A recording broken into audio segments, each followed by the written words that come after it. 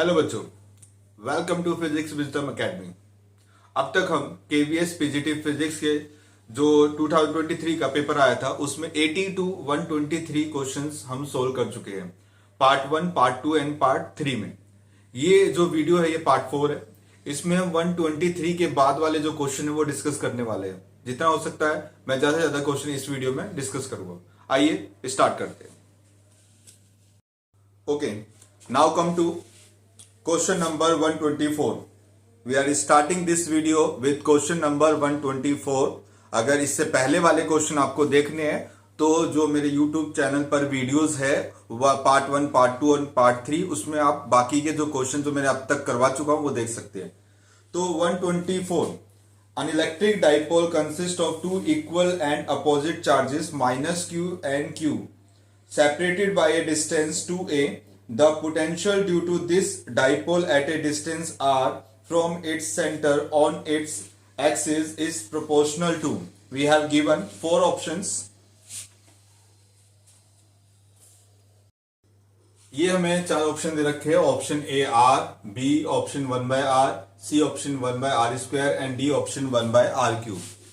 अब जो potential due to अगर पॉइंट चार्ज की बात करें तो वो 1/r के इनवर्सली प्रोपोर्शनल होता है, यानी उसमें जो हो 1/r होगा।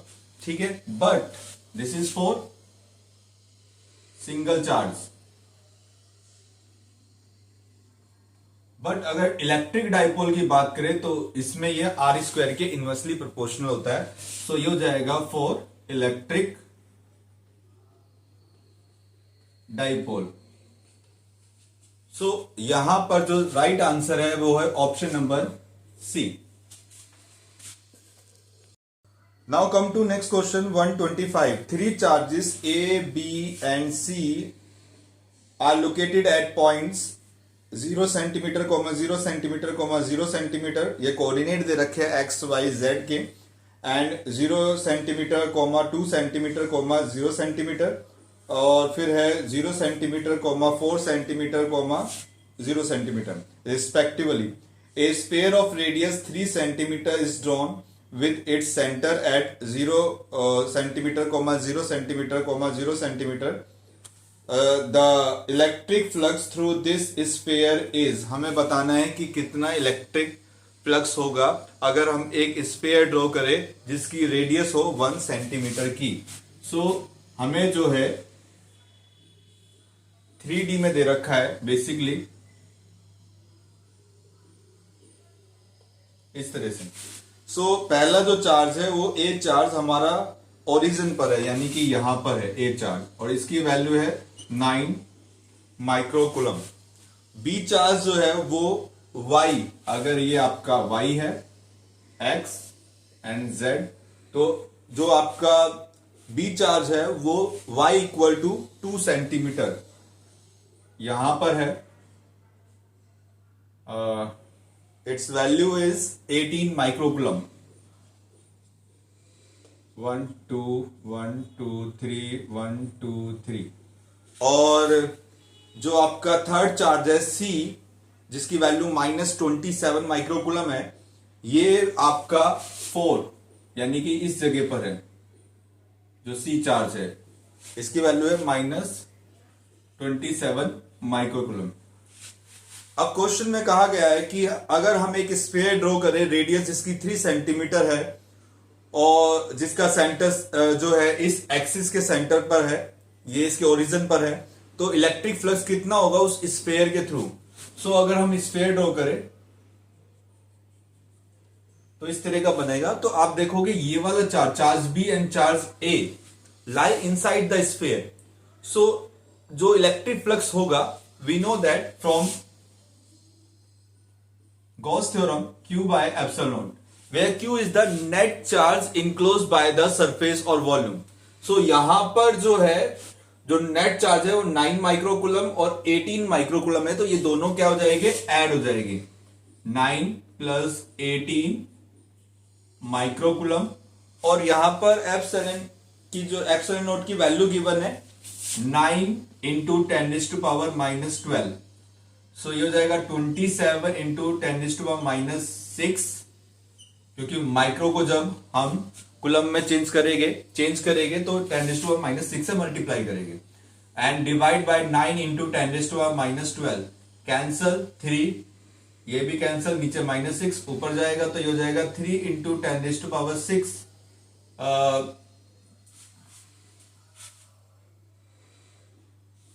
वोल्ट पर मीटर।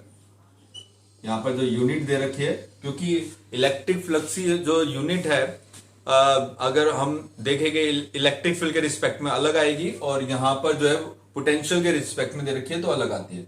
सो ये हो गया 3 इंटू 10⁻⁶। सो आंसर जो है इसका है वो है ऑप्शन नंबर 3। जो 3 ऑप्शन है वो ही हमें इसके इक्वल दे रखा है। ओके बेटा, नेक्स्ट क्वेश्चन है 126। ए 200 picofarad capacitor is charged to 10 microcoulomb. The energy stored in the capacitor is, and we have given option number 1 0.20 joule, option number 2 0.25 joule, option number 3 0.40 joule, and fourth आपको given है 0.50। और हमें question में capacitor की value यानी सी दे रखा है 200 picofarad, और जो चार्ज है वो है 10 microcoulomb. 10 microcoulomb. We have to find out the energy. So energy को अगर हम निकाले चार्ज की टर्म्स में तो ये होता है 1/2 Q²/C, और अगर हम वैल्यूज पुट करते हैं तो ये हो जाएगा 1/2, ऊपर आ जाएगा आपका 100 इंटू 10⁻⁻12 क्योंकि स्क्वायर करेंगे, और ये नीचे आएगा 200, यहां से फिर ये 0 कैंसिल आउट, ये हो गया 1/4, पीको को भी कन्वर्ट कर लेते हैं, -12 कैंसिल, तो 1/4, और 1/4 को जब हम सोल्व करेंगे तो ये आएगा 0.25 जूल। तो इसका जो राइट ऑप्शन है वो है option number 2, this. Now come to next question number 127। 3 charges of 8 microcoulomb -1 microcoulomb and 10 microcoulomb are placed at points A, B and C respectively as shown in figure। Figure आपकी screen पर आ रही होगी। The potential energy of the system of charges, potential energy हमने निकालनी है पूरे system की, and take 1/4 pi epsilon naught equal to 9 into 10⁻⁹ newton metre square पर कूलम। और जो आपको डायग्राम गिवन है वो इस तरह से है। तो ये है इसका diagram. A B C 3 point दे रखे। ए पर आपका जो चार्ज है वो +8 माइक्रोकुलम है, बी पर -1 माइक्रोकुलम, एंड सी पर जो है 10 माइक्रोकुलम। और यहां से ये वाला जो डिस्टेंस है 4 सेंटीमीटर, ये भी 4 सेंटीमीटर। लेट अस सपोज इसको हम अपने से एम पॉइंट मान लेते हैं, और एम से जो सी तक का है वो आपका 3 सेंटीमीटर है। अब यहां पर जो ऑप्शन है 11.7 जूल, सेकेंड ऑप्शन है 3.54 जूल, 17.1 जूल, 34.2 जूल। तो ये आपको जो है एनर्जी दे रखी है, potential energy. We know that energy का जो फॉर्मूला होता है U equal to K Q1 Q2 divide by R। Okay, K यहां पर 1/4 पाई एप्सिलॉन नॉट है, जिसकी वैल्यू आपके क्वेश्चन में गिवन है। सो हमें जो है अब टोटल एनर्जी निकालनी है। तो टोटल एनर्जी निकालने के लिए हम क्या करेंगे, हमें ये वाला डिस्टेंस चाहिए। वो सिंपल है, अगर ये 3 है ये 4 है तो पाइथागोरस थ्योरम से ये 5 सेंटीमीटर आ जाएगा। ठीक है, ट्रिपलेट फॉर्म होते हैं तो 3 4 5 वहां पे, तो ये भी 5 हो जाएगा। तो ए और बी के बीच में जो डिस्टेंस है वो है 8 सेंटीमीटर, 4 + 4। ए और सी के बीच में 5, एंड बी और सी के बीच में भी 5 सेंटीमीटर है। तो अगर हम टोटल एनर्जी निकालेंगे तो ये आपका आएगा कि आपका कॉमन आ गया तो यहां पर हम ले लेते हैं, चलिए पहले ए और बी को हम मल्टीप्लाई करते हैं। 8 इंटू -1 डिवाइड बाय 8 इंटू -2, ठीक है। और इसके बाद यहां ऊपर भी हम 10⁻⁻12 -12 कॉमन ले लेंगे, क्योंकि सब में आएगा तो उसे भी हम कॉमन लेते हैं। तो यहां पर ये आ जाएगा प्लस, अब जो है ए और सी को हम मल्टीप्लाई करते हैं, तो ये हो जाएगा 8 इंटू 10 और डिवाइड में आपका आ जाएगा 5 इंटू 10⁻²। और ये हो जाएगा आपका नेक्स्ट, बी और सी को कंबाइन करेंगे तो ये हो गया -1 10 डिवाइड बाय 5 इंटू 10⁻²। और ये पूरी वैल्यू जो है वो 10⁻⁻12 से हमने मल्टीप्लाई करी है। क्यों? क्योंकि माइक्रोकूलम आएगा तो उसको हमें वहां लिखना पड़ेगा। अब अगर हम वैल्यू निकालते हैं तो ये होगा 9 इंटू 10⁻⁹। डिवाइड में हम 10⁻⁻2 कॉमन ले लेते हैं और ये 10⁻⁻12। यहां पर जो बचेगा हमारे पास ये होगा कैंसल 8 तो -1। यहां पर आपका आ जाएगा कैंसल 2 तो ये हो गया प्लस का 16, ये भी 2 तो ये हो गया आपका माइनस का 2, ओके। और यहां से फिर ये पावर ऊपर जाएगी 11 तो ये हो गया 9 इंटू 10⁻⁻1। इधर जो है आपका बचेगा -1 -2 प्लस हो जाएंगे तो ये -3 हो जाएगा, और 16 -3 ये आपका हो गया 13, ओके। अब हम 13 को मल्टीप्लाई करते हैं तो ये हो गया 7 11 into 10⁻⁻1 which is equal to 11.7 joule. तो कौन सा मैच कर रहा है? Option number 1, okay. तो इसका राइट आंसर है option number 1, 11.7 joule. Next question is question number 128। A parallel plate capacitor of plate area A and plate separation D is filled with 3 dielectric slabs of dielectric constant 3K, K and 2K respectively as shown in figure. Their areas and thickness are, आपको bracket में दे रखे A/2, D, A/2, 2D/3 and A/2, D/3 respectively. C0 and C are capacitance of the capacitor without slab and with slab respectively. Then the ratio C/C0 is, हमें C/C0 का ratio जो है वो find out करना है। तो जैसा कि हमें डायग्राम में मेंशन है, ये हमें दे रखा है कैपेसिटर का कॉम्बिनेशन कुछ इस तरह से, ओके। और ये वाला जो पार्ट है इसका डाइलेक्ट्रिक स्लैब जो है, डाइलेक्ट्रिक कांस्टेंट है 3K, इसका K एंड इस वाले का आपका हो गया 2K।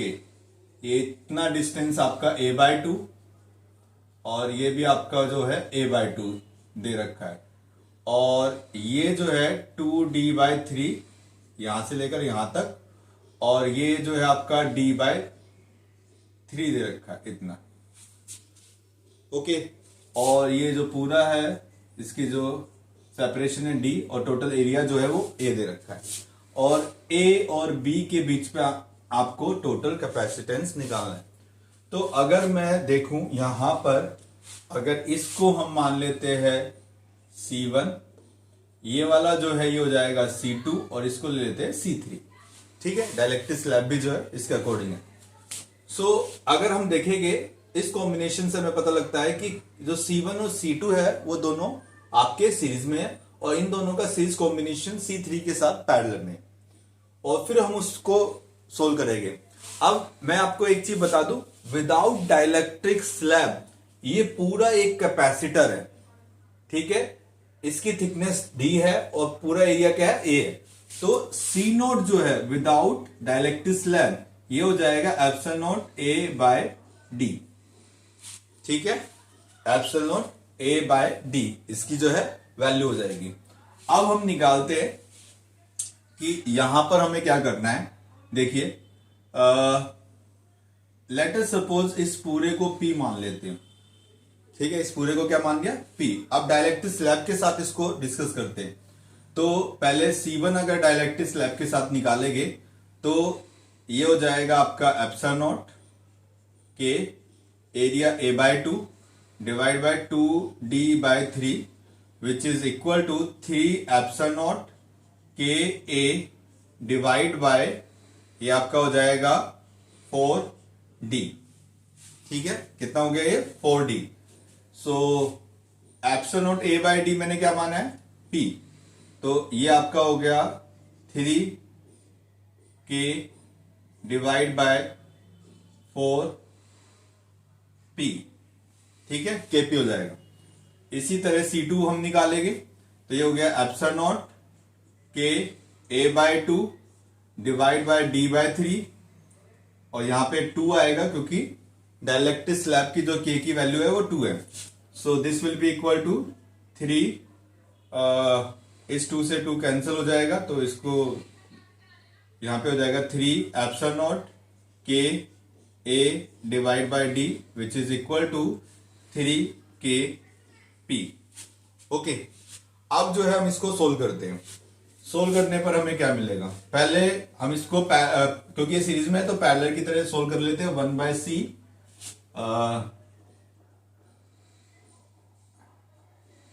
1/C1 plus 1/C2। C1 की वैल्यू पुट करेंगे तो हमें मिल जाएगा 1/3KP/4 plus 1/3KP। Okay, so this will be equal to 4/3KP plus 1/3KP। तो ये हो जाएगा आपका 5/3KP CP। तो CP की वैल्यू आ जाएगी 3KP/5। सो अब यहां पर हम क्योंकि इसका जो कॉम्बिनेशन है वो इसके साथ पैरेलल में है तो सीरीज वाला या फिर हम नॉर्मली C ले लेते हैं तो ये हो जाएगा आपका 3KP डिवाइड बाय 5 प्लस और इसका जो हम निकालेंगे आ जाएगा 3K epsilon naught A/2 divide by D which is equal to 3KP divide by 5 plus और ये आपका इक्वल हो जाएगा 3/2KP। P मैंने शॉर्ट में लिख दिया जिससे बार बार ये ना आए टर्म एप्सिलॉन नॉट A/D। और इसको अगर हम सोल्व करेंगे तो ये आएगा 10 LCM। तो ये गया आपका 6KP plus 15KP। So this will be equal to 21KP/10। Okay, so यही जो है आपका रेशो हो जाएगा। C/C0 जब हम निकालेंगे तो आएगा 21K/10। सो इसका जो राइट ऑप्शन है वो है option number 4, 21/10K। Come to next question, question number 129। 3 cells E1, E2 and E3 of EMF 9 volt, 5 volt and 3 volt and internal resistance 1 ohm, 0.5 ohm and 1/3 ohm respectively are connected as shown in figure. The equivalent EMF of the combination between point A and C is, option आपको given है 4/3 volt, second 7 volt, third 17 volt, fourth 1 volt. सबसे पहले इसका diagram draw कर लेते हैं। Okay, तो ये डायग्राम दे रखा है E1, E2, E3 और E1 की वैल्यू 9 वोल्ट, E2 की 5 वोल्ट, E3 की 3 वोल्ट, R1 1 ओम, R2 0.5 ओम, R3 1/3 ओम। ओके, सो सबसे पहले हम जो है टोटल इंटरनल रेजिस्टेंस निकाल लेते हैं। फिर अगर हमें इंटरनल रेजिस्टेंस की वैल्यू पता लग जाती है तो उसके बाद हम उस वैल्यू को ईएमएफ वाले फॉर्मूले में पुट कर सकते हैं और इजीली निकाल सकते हैं कि टोटल ईएमएफ जो है इस कॉम्बिनेशन का क्या होगा। उससे पहले एक चीज और मैं आपको बता दूं कि इसमें दो सेल तो एक जैसे कनेक्टेड है, यानी कि ये पॉजिटिव और ये पॉजिटिव है, बट E2 जो है वो नेगेटिवली कनेक्टेड है, यानी इसका पहला नेगेटिव आ रहा है। तो जो इसका ईएमएफ हम लेंगे वो हम नेगेटिव लेंगे। वो कब लेंगे अभी मैं आपको बताता हूं। तो सबसे पहले अगर हम टोटल इंटरनल रेजिस्टेंस निकालें तो this will be equal to 1/R1 plus 1/R2 plus 1/R3। ये मैं इसलिए कर रहा हूं क्योंकि जितनी भी सेल्स है वो पैरेलल में कनेक्टेड है, तो रेजिस्टेंस भी जो है पैरेलल की तरह ऐड होगा। तो this will be equal to 1/1 plus 1/0.5 plus 1/1/3। After solving this we get 2 और ये हमें मिल जाएगा plus 3। This will be equal to 6 ohm. So R equivalent जो है वो आ जाएगा आपका 1/6 ओम। अब ईएमएफ जब हम निकालते हैं तो ईएमएफ ई इक्विवेलेंट जो होता है हमारा वो इस फॉर्मूले से निकाला जाता है E1/R1 plus E2/R2 plus E3/R3। Values जब हम पुट करते हैं तो हमें मिलता है 9/1 प्लस, अब यहां पर जो है प्लस नहीं लगाना, यहां पर आप माइनस लगाओगे। प्लस लगा दोगे तो गलत हो जाएगा, तो ये हो गया माइनस, देन 5/0.5 प्लस 3/1/3। इसको सोल्व करेंगे तो हमें मिलेगा 9 और माइनस ये ऊपर जाएगा 0, कैंसिल तो 10 आ जाएगा plus 9 which is equal to 18 minus 10 which is further equal to 8. So E equivalent आपका हो गया 8 into R equivalent, तो ये हो गया 8 into 1/6। कैंसिल करेंगे तो ये आपका आ जाएगा 4/3। सो जो राइट आंसर है वो है आपका 4/3। सो ऑप्शन नंबर 1 जो है वो इसका करेक्ट आंसर है, 4/3 volt. Okay, now come to next question 130। Temperature coefficient of potentiometer wire should be high, second low, third negligible and fourth normal.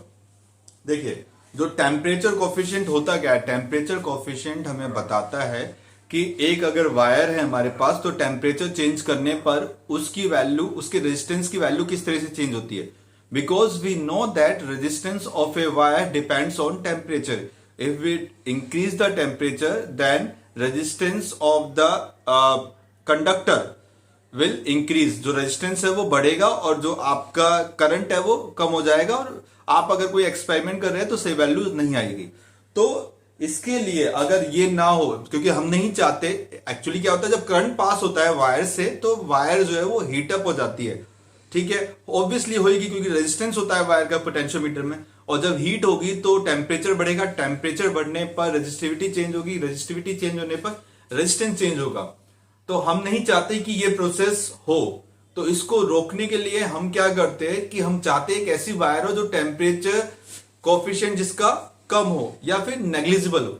यहां पे लो दे रखा है नेग्लिजिबल, तो सबसे जो एप्रोप्रिएट होगा वो नेग्लिजिबल होगा, ठीक है, यानी होना ही नहीं चाहिए, जिससे कि हम जो एक्सपेरिमेंट कर रहे हैं उसमें कुछ भी चेंजेस ना हो।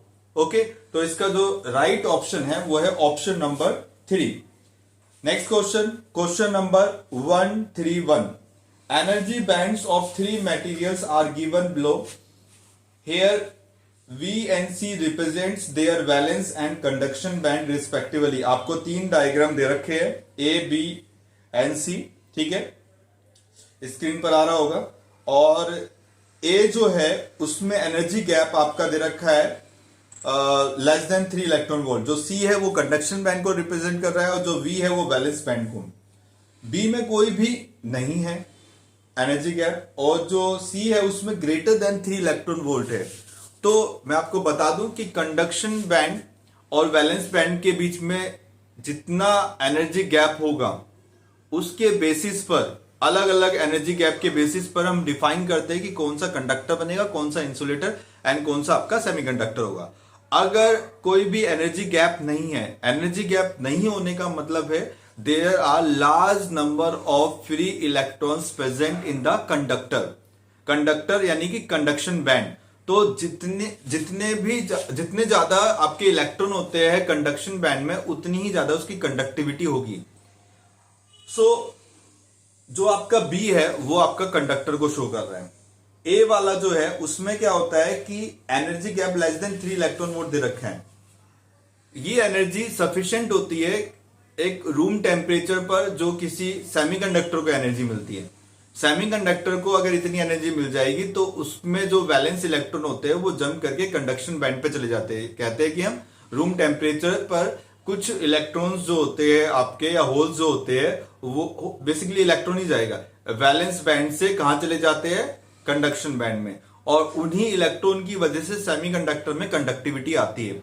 तो जो ए है वो आपका कंडक्टर को शो कर रहा है, और सी वाला क्योंकि एनर्जी गैप जो है ग्रेटर देन 3 इलेक्ट्रॉन वोल्ट है तो इतनी एनर्जी हम नहीं दे पाते। ठीक है, किसी भी प्रोसेस के थ्रू इतनी एनर्जी नहीं दे पाते। अगर इतनी एनर्जी देंगे तो वो मटेरियल ही जो है वो मेल्ट हो जाएगा या वो डैमेज हो जाएगा या क्रैक हो जाएगा, कुछ भी हो सकता है भाई। इलेक्ट्रॉन जो है वो कंडक्शन बैंड में नहीं जा पाएंगे। तो पहला आपका जो है सेमीकंडक्टर, दूसरा कंडक्टर, और तीसरा जो है आपका इंसुलेटर। तो जो गिवन आपको ऑप्शंस है उसमें अगर हम ऑप्शन नंबर 2 देखें जिसमें पहला सेमीकंडक्टर देन कंडक्टर और इंसुलेटर है, तो इसका ऑप्शन नंबर 2 जो है वो करेक्ट है। आइए अब आते हैं next question, question number 132। Two statements are given below, one is labelled as assertion and other is reason. Select the correct answer using the code given below.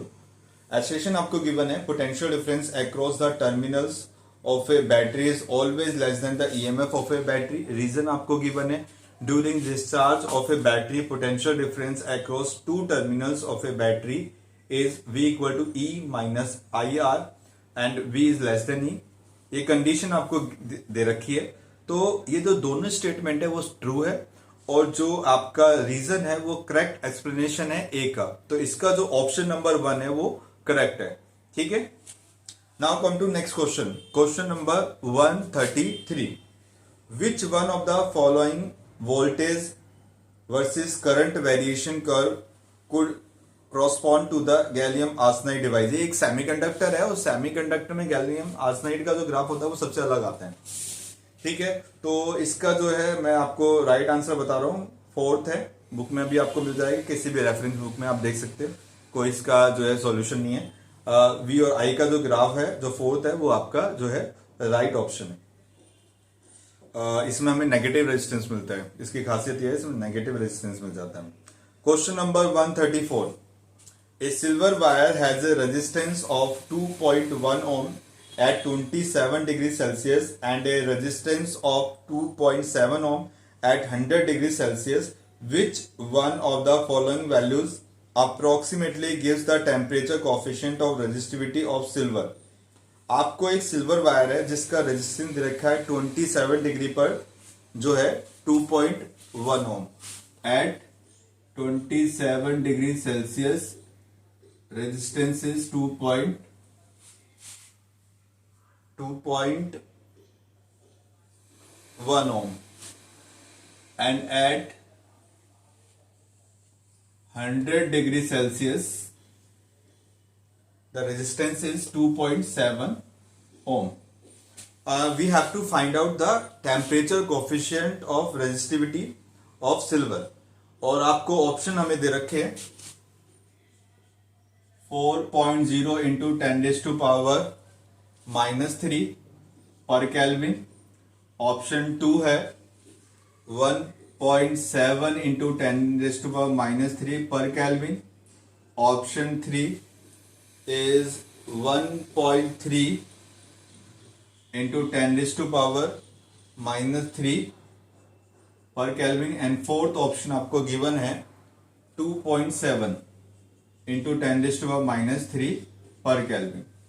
ठीक है, ये आपको 4 ऑप्शन दे रखे हैं। सो यहां पर जो है हम इस फॉर्मूले का यूज करेंगे rho equal to rho naught 1 plus alpha T minus T note.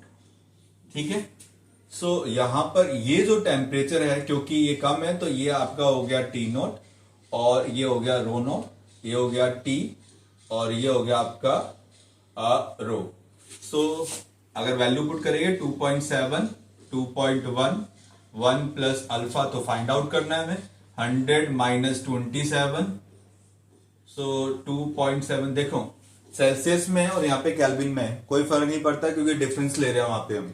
अगर डिफरेंस नहीं लेते डायरेक्ट वैल्यू पुट करते तब हमारे लिए अलग होता, पर डिफरेंस ले रहे हैं हम यहाँ पर, तो चाहे उसे केल्विन में रहे या वो सेल्सियस में है, उससे कोई भी फर्क नहीं पड़ता है।